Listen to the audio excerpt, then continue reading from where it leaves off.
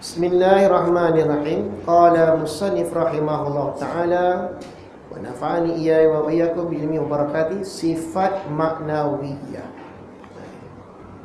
sifat yang terbangsa kepada ma'ani. Banyak pada surat surat 35 maknawiyah.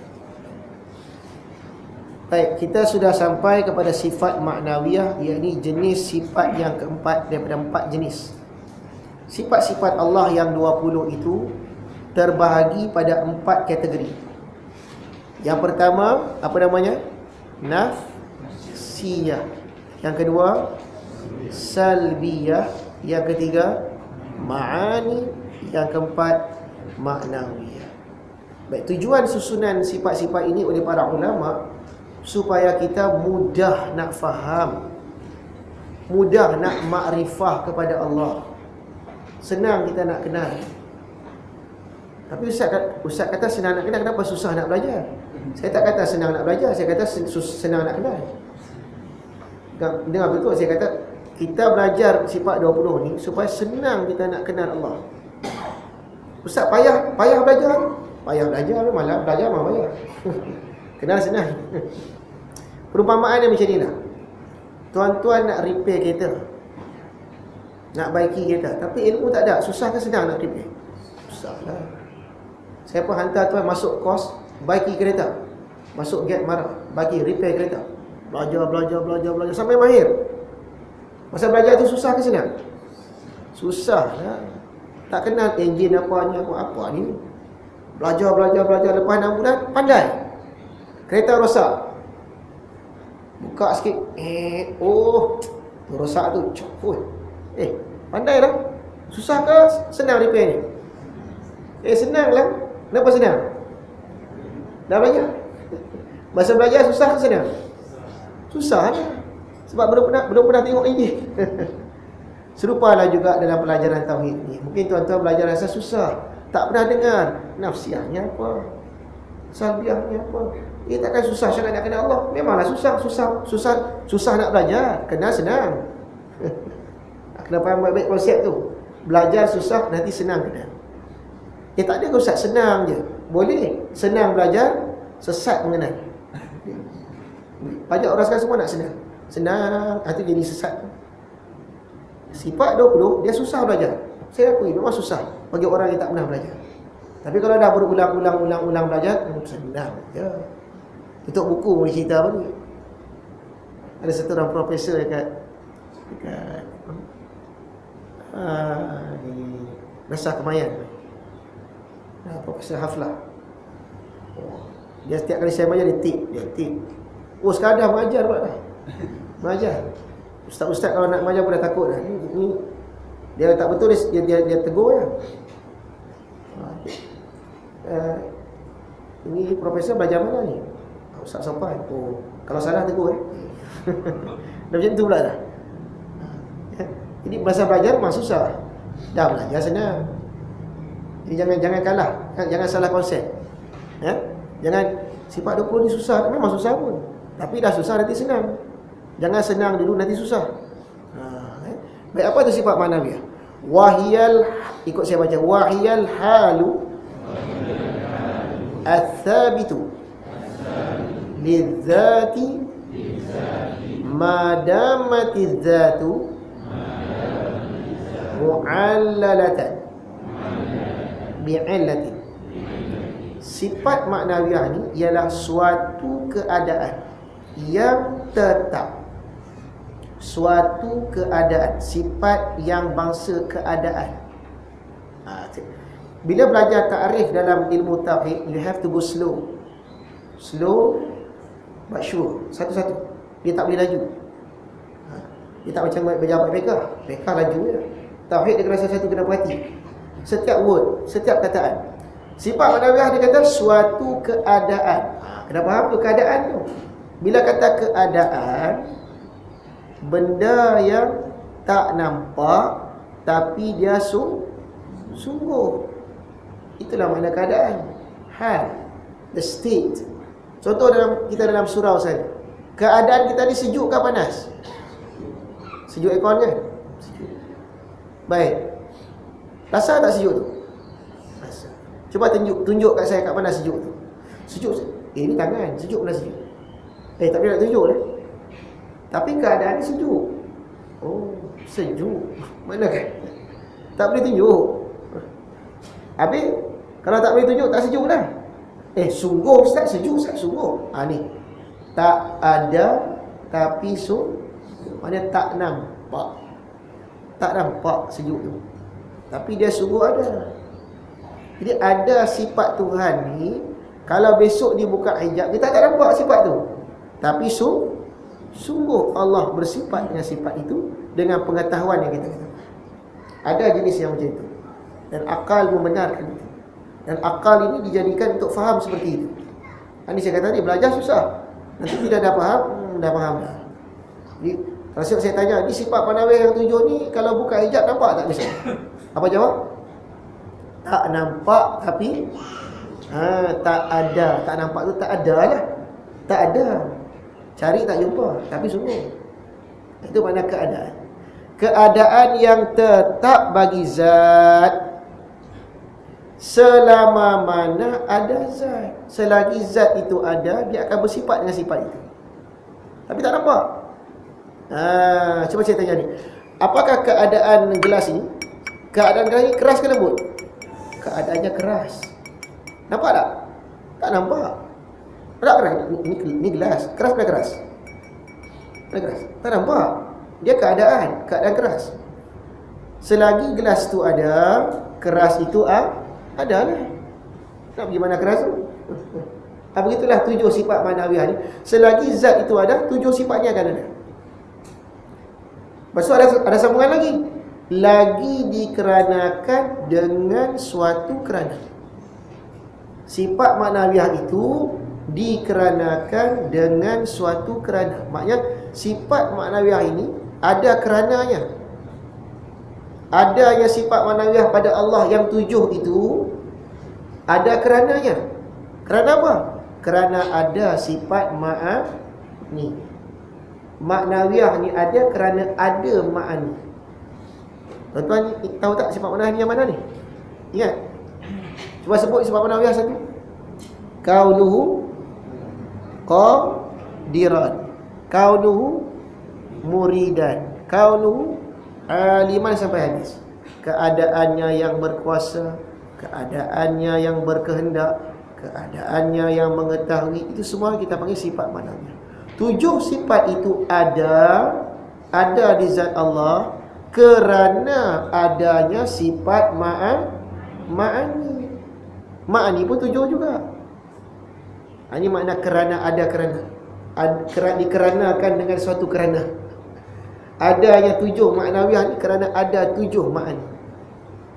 Ya? Cuba kita tengok perkataan maknawiyah. Sebut ma'ani. Sebut pun kan macam ada kaitan kan? Macam ada persamaan ya? So keterangannya adalah kalimah maknawiyah itu nisbah kepada makna, yakni terbangsa kepada ma'ani. Terbangsa kepada ma'ani. Terbangsa kepada ma'ani. Tapi bukan ma'ani, hanya terbangsa kepada ma'ani. Segi kalimatnya maknawiyah. Ma'ani maknawiyah. Tuan-tuan pernah dengar tak satu orang Tok Haji yang duduk di Gedung Lalang? Dia tu Pak Imam, dan dia itu seorang yang agak masyhur juga. Dia Pak Imam di surau Gedung Lalang pun dia juga kalau tuan-tuan kenal dia tu. Dan dia banyak menyewakan kemah-kemah kahwin. Kenal tak? Haji Kasim. Orang panggil dia Haji Rembawi. Rembawi. Kenapa orang panggil dia Rembawi? Ada orang Rembau. Dia orang Rembau, sebab tu kita sebut dia Rembawi. Adakah Rembawi itu Rembau? Habis sebut Rembawi? Dibangsakan kepada Rembau. Rembawi lain. Rembau lah, tapi ada hubungan. Ma'ani dengan maknawiyah berlain-lainan, tapi ada hubungan. Itu ma'ani maknawiyah ada dikarenakan ada Haji Rembawi tu sebab dia duduk dekat asal orang Rembau. Tak kenal? Tak kenal? Bila duduk tengok ada Haji Rembawi.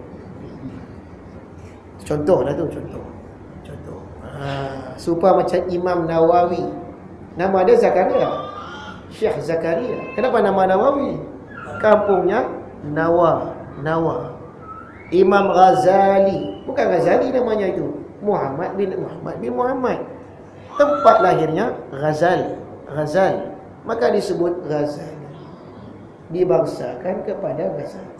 Tempatnya di Iran. Seperti itu juga. Maknawiyah artinya dibangsakan kepada ma'ani. Ada kaitan? Ada hubungan? Misalnya apabila kita katakan kaunuhu ta'ala qadiran, hal keadaan Allah yang berkuasa. Sifat apa itu? Maknawiyah. Iaitu suatu keadaan berkuasa yang tetap bagi zat Allah, yang tidak berpisah sekali-kali dengan zat, tetapi lain daripada sifat kudrat, berkuasa. Kudrat artinya kuasa. Kaunu qadiran, keadaan berkuasa. Nampak? Rembawi. Kuasa, keadaan berkuasa. Kenapa ada keadaan berkuasa ni? Sebab ada sifat kuasa. Kuasa ni sifat ma'ani. Sifat ma'ani itu sifat yang wujudi. Sekira-kira kalau dibuka hijab, kita nampak sifat itu berdiri di zat. Adapun kaunu qadiran, sifat maknawiyah, walaupun dibuka hijab tetap tak nampak. Tapi antara dua sifat ini sering berkait. Dengan adanya sifat kudrat di zat Allah, maka jadilah zat itu keadaannya in the state of power. Kaunuhu qadiran. Why? Because he has power. Sebab dia ada power, dia ada kuasa kat diri dia. Sifat kuasa tu ada kat diri dia. Maka jadilah dia itu bersifat keadaan yang berkuasa. Ya, nampak? Tu. Maka di sini kita dapat faham sifat ma'ani bukan maknawiyah. Kan? Sebabnya kudrat artinya kuasa. Sedangkan kaunu qadiran artinya berkeadaan berkuasa. Berkuasa suatu perkara lain, keadaan berkuasa suatu perkara lain. Misal yang lain untuk anda faham, kita faham. Seorang yang berharta berlainan daripada seorang yang berkeadaan berharta, iaitu yang berkeadaan kaya. Kerana orang yang mempunyai banyak harta, kita tengok, kadang-kadang ada orang masalah juga. Dia kata, Ustaz, kita dengar cerita buat tauhid, ni apa cerita buat orang kaya ni? Mana Quran, mana hadisnya? Kenapa tiba-tiba nak cerita macam ni? Maka dia terlupa dengan ayat Quran. Allah Subhanahu wa ta'ala telah menyebut dalam Al-Quran, Daraballahu mathalan wa yadribu, Allah membuat misalan. Kalimat tauhid tu pun Allah buat misal. Macam pokok akarnya mencengkam, puncaknya sampai ke langit, mengeluarkan buah. Itulah kalimah thayyibah. Dalam ayat lain Allah mengatakan, Innallaha la yastahi ay yadriba mathalan ba'udatan fama fawqaha. Allah tak pernah malu membuat perumpamaan. Misal-misal menggunakan alam, hatta ba'udah, nyamuk itu menjadi satu misal kepada mengenal Allah. Maka kalau Allah membuat misal-misal yang seperti ini, maka ulama-ulama juga membuat misal-misal yang banyak bagi memahamkan kalamullah, kalamun Nabi bukan satu kesalahan. Malah itulah metod yang diajar oleh Allah. Mengenal Allah justru melalui misalan yang dibuat pada alam. Begitulah juga yang sedang kita bicarakan di sini. Nak memahamkan keadaan berkuasa itu lain dengan kuasa. Macam mana nak faham? Tengok pada alam. Alam yang mana? Manusia. Sebab yang ada nak macam seolah-olah kuasa dan kadang kuasa ni makhluk bernama manusia. Batu tak ada, pokok tak boleh nak buat misal. Dia buat pada manusia. Apa dia kata? Misal yang nak faham dia kata sini, Misalnya dia kata perbezaannya satu orang yang keadaannya kaya tak serupa dengan orang yang kaya, iaitu yang berkeadaan kaya. Kerana orang yang mempunyai banyak harta, boleh jadi dia tidak pandai menguruskan hartanya. Seperti anak-anak yatim dari ibu bapa yang kaya. Anak yatim, mak bapak dia kaya, meninggal mak bapak dia. Mak bapak dia pun bagi harta kat dia. Kaya tak? Kaya. Anak yatim yang belum balik lagi lah, 8 tahun, 9 tahun umur. Dia kaya, tapi adakah keadaannya kaya? Tidak. Dia tak boleh nak urus harta itu. Cuma dia kaya lah, keadaannya tak kaya. Dia ada beza makna itu. Segi makna tu ada beza sikit. Dia kaya, tapi keadaannya tidak kaya. Kerana orang yang mempunyai banyak harta, boleh jadi dia tidak pandai menguruskan hartanya. Seperti anak yatim dari ibu bapa yang kaya. Sebaliknya sifat keadaan berharta membawa orang yang berharta itu bertambah-tambah kaya. Elok pengurusannya, maka berlain-lainanlah sifat ma'ani dan maknawiyah Allah. Hendaklah anda fahamkan baik-baik. Baik. Kalau begitu Ustaz, kita tanya pula, Ustaz, kita dah kenal Allah ni kuasa. Kenapa kita nak belajar lagi pula keadaan berkuasa? Kita dah tahu dah Tuhan ni kuasa dia mutlak, dia memang sentiasa berkuasa. Kenapa ulama ni nak bising-bising sebut kaunul qadiran pula? Dijawab, betul Allah Ta'ala itu keadaannya kuasa. Tak sebut pun dah tahu dah. Sebut kudrat dah tahu dah itu keadaannya kuasa. Tak macam anak yatim. Tetapi dikhawatiri bila kita belajar tauhid, dia kena terang dan jelas.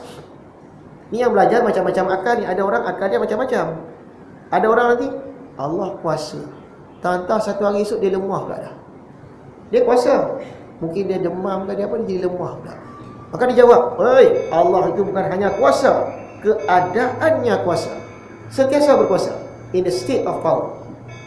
Wah. Tak nampak saya buat misal ni. Misal ni selalu kalau saya bagi memang faham ni. Selalunya lah. Yang faham kan Allah juga. Contoh dia macam ni. Tuan-tuan ada anak lelaki? Ada? Tahu dah ada anak lelaki. Anak lelaki tuan-tuan ni, masa umur dia 5 tahun, 6 tahun, kalau kita suruh dia buat tak? Dia buat tak? Ambil nyapu, dia ambil nyapu. Pergi kedai, dia pergi kedai. 5 tahun, 8 tahun, 10 tahun. Cukup bagus. Hantar pergi sekolah, masuk asrama penuh. Sampai umur 17-18. Dah pandai naik motor. Mat pergi kedai. Mana mat ni dah hilang. Zoom motor. Merempit. Datang orang kampung datang. Pakcik, mat merempit bawa motor jauh. Pakcik tak tegur ke? Pakcik kan ayah ada kuasa. Apa kita jawab? Memang Eden ni berkuasa, dan ayah Dan ada kuasa. Tapi keadaan dah tak kuasa. Keadaan dah tak kuasa dah. Kuasa dah, keadaan kuasa tak ada. Jadi makhluk ni dia boleh faham. Dia faham apa? Kadang-kadang satu itu berkuasa, tapi keadaan tak ada kuasa. Macam bapak tadi lah. Masa anak dia kecil dia kuasa, tak betul dia tinggi kan? Dah besar, bapak nak tinggi, saya tinggi balik. Mana kuasa? Kuasa ada tak? Kuasa ada, tapi keadaan dah tak berkuasa. Nampak? Maka bukan kita nak kata Allah macam tu. Kita nak kata nanti ada manusia berfikir macam itu.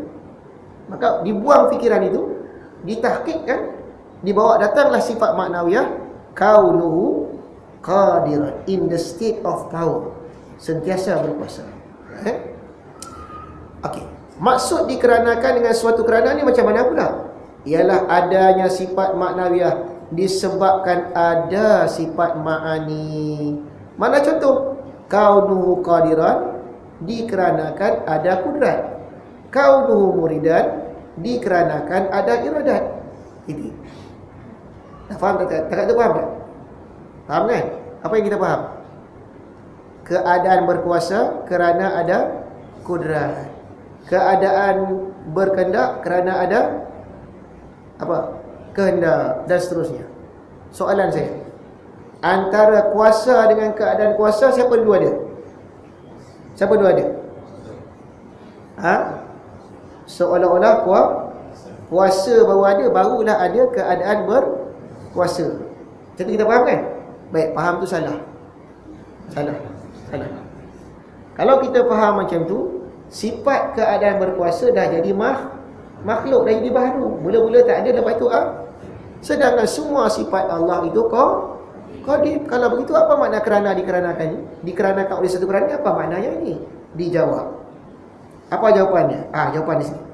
Maksud kerana atau sebab di sini bukan bermakna elat bagi maklun. Elat bagi maklun macam mana pula? Tengok kat bawah. Seperti gerak cincin di jari dikarenakan jari bergerak. Jadi kalau kita tengok jari dengan cincin, jari elat, cincin maklun. Kalau jari gerak kanan, cincin gerak kanan. Kalau jari gerak kiri, cincin gerak kiri. Seolah-olah yang menggerakkan tu ialah jari. Betul salah? Betul tak kalau saya kata jari inilah menggerakkan cincin? Betul? Betul ke salah? Betul. Kalau jari gerakkan, habis Allah mana? Zahir pandangan kita jarilah gerakkan. Hakikatnya tidak. Allah gerakkan, jadi Allah gerakkan cincin. Tapi untuk pandangan biasa kita, jari menjadi alat bergeraknya cincin itu. Kalau kita kata kaunu qadiran, dikarenakan kudrat, seolah kudrat itulah menjadikan kaunu qadiran. Sedangkan kaunu qadiran bukan dijadikan, itu sifat Allah. Sifat Allah semuanya qadim, tidak dijadikan. Habis apa maksud di sini? Bukan seperti alat dan maklum, sekira-kira memberi berkesan yang putus pada wujudnya ma'ani bagi maknawiyah. Dengan kata lain, sehingga jikalau sekiranya tidak ada sifat ma'ani, pasti tidak ada sifat maknawiyah, maka faham ini adalah salah. Itu gaji tauhid ni. Faham, salah tak ada. Habis yang betul macam mana? Tengok buku sebalik. Maksud kerana di sini hanyalah di atas jalan lazimah, lanjutan sahaja. Lazimlah dengan ada maknawiyah, ada ma'ani. Padahal kedua-dua jenis sifat ini adalah tetap ada pada hak Allah Subhanahu wa ta'ala. Cara kita nak faham ni macam kita tengok bulan. Bulan ni 4 segi ke bulan? Bulat kan? Antara bulat dengan bulan, siapa dulu ada? Bulan penuh. Bulat dulu ke bulan dulu? Bulat dulu ke bulan? Adakah adakah bulan yang menjadikan bulan? Oh tidak. Tapi apa kaitan bulat dengan bulan? Lazimah. Bila masa saja kita nampak bulan, nampak bulat. Orang mengaji tauhid ni tu, dia banyak misal tu. Berkerut dari bulan. Kita bulan pula. Tadi dah cerita matahari, ni bulan pula. Dia memang macam tu. Allah mengajar macam tu, membuat misal. Daripada misal kita faham pada isi kandungan konteks yang kita nak faham ya. Itu makna lazim. Hikmah dikaitkan sifat ma'ani kepada maknawiyah adalah untuk menguatkan dalil akli bagi segala sifat maknawiyah, kerana segala dalil sifat maknawiyah juga dalil sifat ma'ani. Itu tujuannya, tak ada lain. Hasilnya Allah mempunyai 7 sifat maknawiyah lazim daripada sifat ma'ani, iaitu kaunuhu qadiran, keadaan berkuasa; kaunuhu muridan, keadaan menghendaki; kaunuhu aliman, keadaan mengetahui; kaunuhu hayyan, keadaan yang hidup; kaunuhu sami'an, keadaan mendengar; kaunuhu basiran, keadaan yang melihat; kaunuhu mutakaliman, keadaan yang berkata-kata. Wallahu